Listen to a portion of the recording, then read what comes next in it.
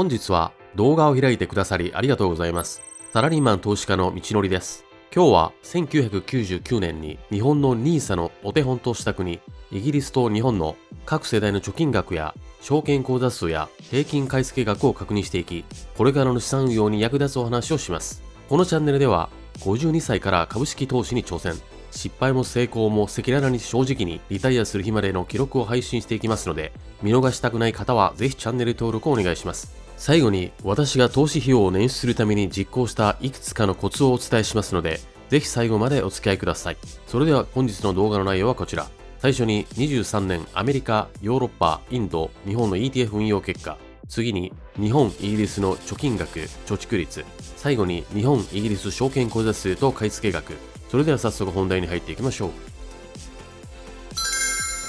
最初に少しだけ本年度の私の運用結果をお知らせします。23年3月より海外の証券口座で積み立て投資をした結果、運用額は24年2月1日時点で 21,849 ポンド、日本円で約402万円、含み益はプラス1848ポンド、約34万円、プラス 8.5% 増の結果です。10月26日にはアメリカ個別株の暴落もあり、マイナス 2.6% と落ち込みましたが、保有しているアメリカ、インド、ヨーロッパ、日本、ETF がいずれもプラスの成績です。特にナスダック100がプラス 20% 超えと群を抜いてくれています。さて、最新の保有株式のポートフォリオはこちらになります。アメリカに 47%、インドに 23%、ヨーロッパに 14%、日本に 13%、その他 3% の構成になっています。日本と先進国と新興国を1対8対1くらいのポートフォリオにするために、アメリカを少し増やしてインドを減らすことで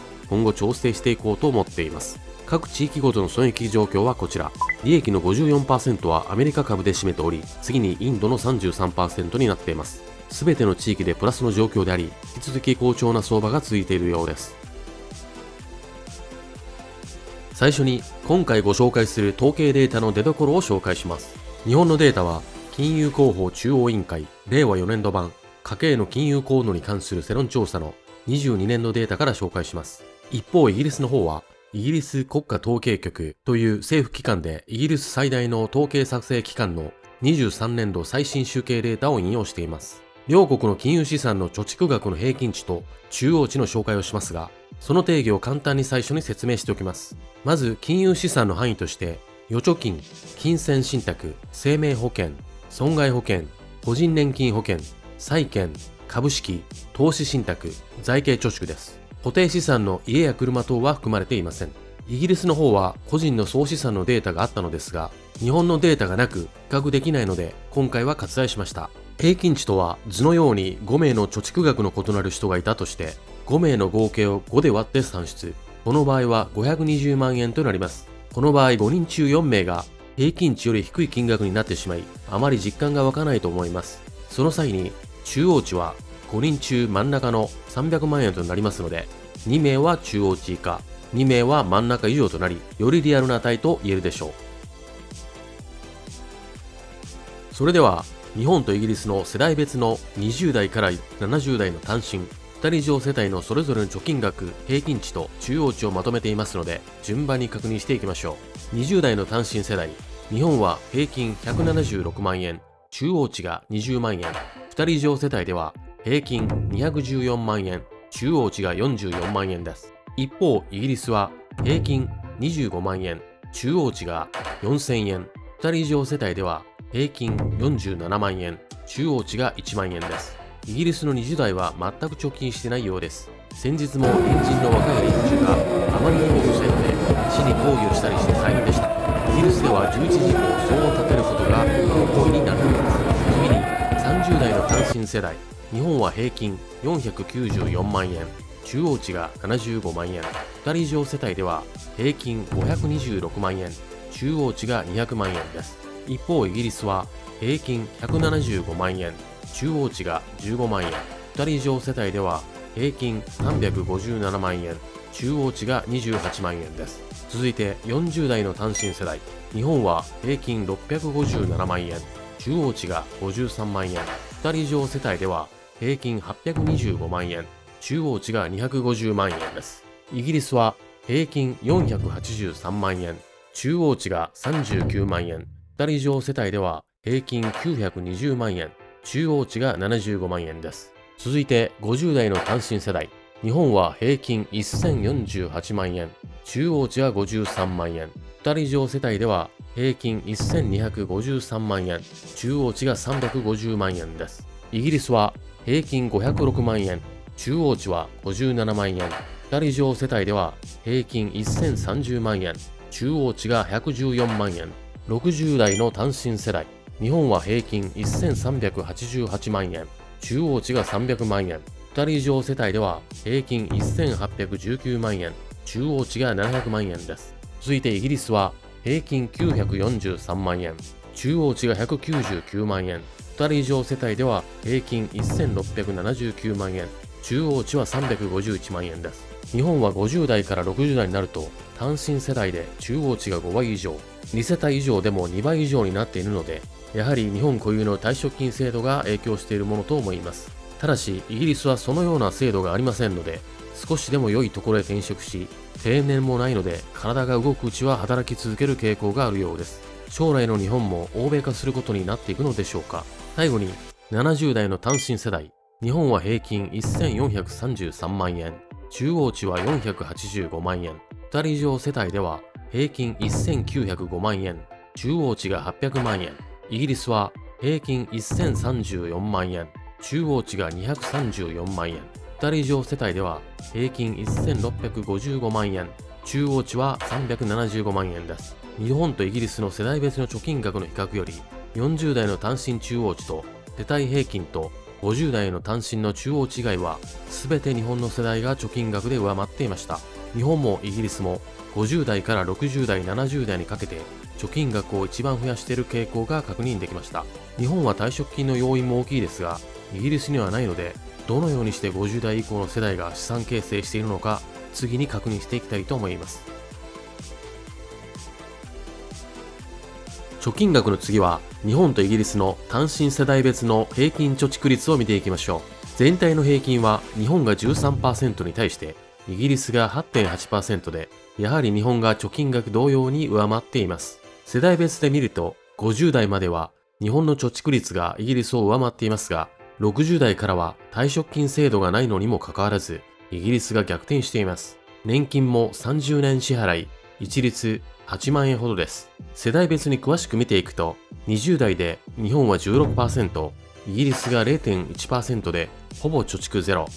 30代で日本は 15%、イギリスは 9.1%、40代の日本は 16%、イギリスが 10.4%、50代の日本は 13%、イギリスは 8.5%、60代からはイギリスが逆転、日本の 10% に対しイギリスは 11.4%、70代は日本が 8%、イギリスが 11.4% となっています。一昔前のイギリスは家さえ購入しておけば物件価格が右肩上がりで上昇していましたので、人に貸したり転売したりして総資産はうなぎ登りで人気の居住先でしたが、 EU 脱退の後の現状は住宅価格と金利高騰で若者は家の購入が難しい現状に直面しているようです。個人的にも決して長く住みたい国とは言えません。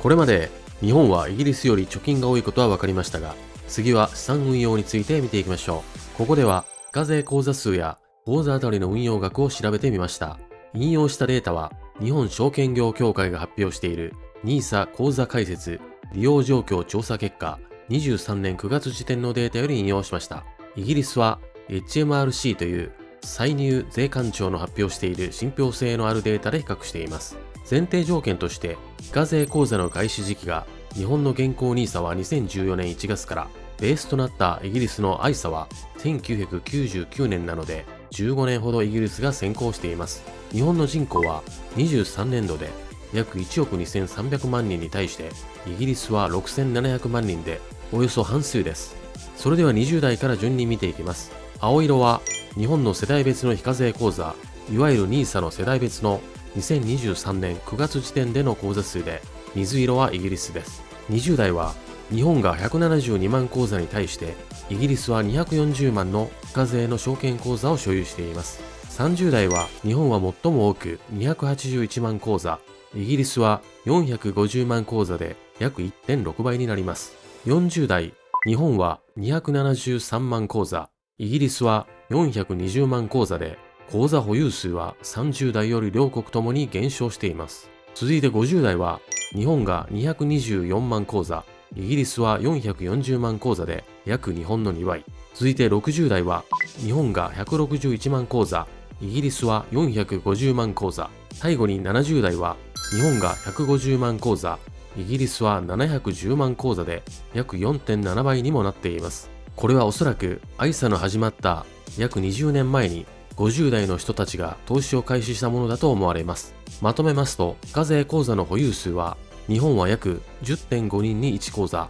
イギリスは 2.5 人に1口座になっています。ただし、日本の新 NISA 開始により、次回の口座数更新時には、イギリスにどのぐらい迫っているのか、ぜひ確認していきたいと思っています。最後に、日本とイギリスの非課税1口座あたりの平均買い付け額をまとめていますので、世代別に見ていきましょう。主な前提条件や計算方法はこちらになります。それでは早速世代別に見ていきましょう。20代、日本は18万円、イギリスは約 3.5 倍の63万円。30代です。日本は24万円、イギリスは約4倍以上の103万円。40代は日本が26万円、イギリスは約6倍の158万円。私の世代の50代では、日本は29万円で、イギリスは約10倍の283万円。次回発表では、この差がどのくらい少なくなっているのかが楽しみです。さて、60代は、日本が35万円、イギリスは480万円。最後に、70代は、日本が33万円で、60代より減っていますが、イギリスは当時50代の方々が非課税口座開始とともに投資を加速させたため、741万円とかなり差がついています。このことから、非課税口座の歴史はイギリスの方が先輩ですが、日本もこれからは定年廃止、年金改革の流れになると思いますので、学校では教えてくれませんでしたが、資産運用は早くから始めるのがベストですが、52歳からでも決して遅くないと考えますので、英国紳士の資産運用の方法もぜひ参考にしながら、金融リテラシーを高めていきたいものですね。最後に完全に余談ですが、積立投資の資金を捻出するために、やめたことと見直しした項目はこちらです。1ヶ月に約6万5千円ほどを捻出し、将来のための資産運用資金に回すように思考を切り替えました。年齢を重ねたせいかと思いますが、タバコや体に良くないと言われるものは、比較的簡単にやめることができ、節約もできたので良いことばかりです。それでは今日の資産運用のお話はこれでおしまいにします。この動画が皆様の投資ライフの一助になれば幸いです。それでは次回動画でまたお会いしましょう。バイバイ。